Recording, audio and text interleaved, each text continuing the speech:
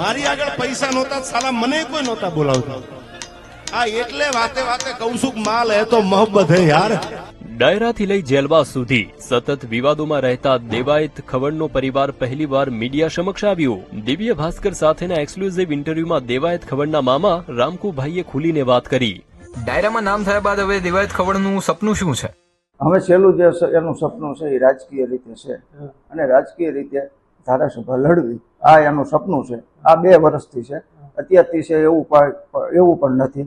એટલે 2 વર્ષથી એનું ગોઠવે છે. હવે એ કઈ રીતે થાય, બાકી રે દુધાઈનું નામ. તમને લાગે છે કે દેવાયતે રાજકારણમાં આવવું જોઈએ?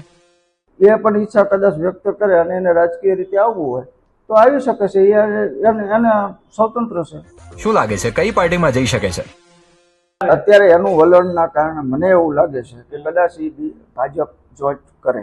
આનું જે માણસોને બેઠવું આ તે એને વધારે ભાજપના માણસો સાથે છે. એટલે કદાચ ભાજપની માંથી ઓફર આવશે અને એમાંથી એ લડશે. એટલે એ વધુમાં વધુ ભાજપમાંથી લડે એવું મને લાગી રહ્યું છે. સનાથલ કેસમાં તમને શું લાગે છે?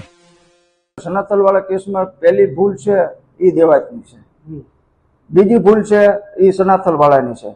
મારી રીતે હું એવું માનું છું કે ભાઈ એમને ડાયરો બુક કરાવ્યો હતો ભગવતસિંહે, તો એ ડાયરામાં હાજરી આપવી. એ ડાયરો આખો વિડીયો જોવા માટે ડાઉનલોડ કરો દિવ્ય ભાસ્કર એપ.